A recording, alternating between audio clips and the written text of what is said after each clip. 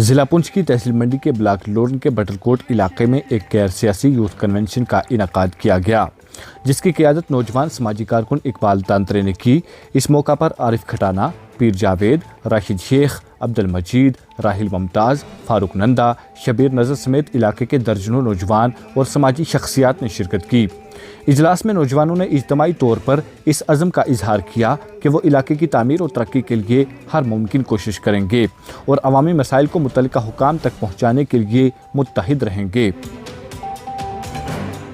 مقررین نے اجلاس کے دوران کہا کہ بٹل کوٹ اور لورن کی عوام برسوں سے بنیادی سہولیات کی کمی کا سامنا کر رہی ہے۔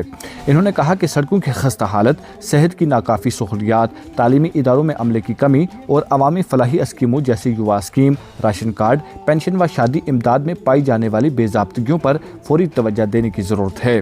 کنونشن کے دوران منشیات کے بڑھتے ہوئے رجحان پر بھی گہری تشویش کا اظہار کیا گیا۔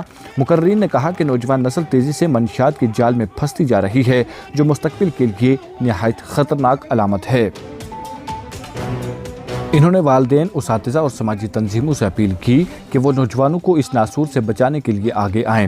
اس دوران اقبال تانترے نے کہا کہ منشیات کے خلاف ہماری جنگ محض الفاظ کی نہیں بلکہ عملی میدان میں ہونی چاہیے۔ جب تک ہم سب مل کر منشیات فروشوں اور ان کے پشت پناہوں کے خلاف آواز بلند نہیں کریں گے، تب تک ہمارے نوجوان محفوظ نہیں رہ سکتے۔ آخر میں مقررین نے اس بات پر زور دیا کہ علاقے کی ترقی صرف سیاسی نعرے بازی سے نہیں بلکہ اجتماعی کوششوں سے ممکن ہے۔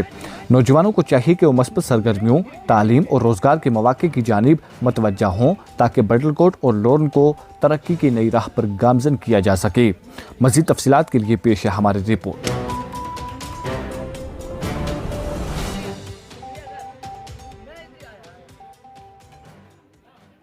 بہت بہت شکریہ جی۔ آج جو ہم نے بٹر کوٹ میں میٹنگ کی ہے، جس میں کافی تعداد میں جو نوجوانوں نے حصہ لیا، اور ہم نے یہ پروگرام جو ہے لورن سے سٹارٹ کیا تھا، آج بٹر کوٹ میں پہنچا اور آنے والے ٹائم میں کہیں پنچایتوں میں ہم جا رہے ہیں۔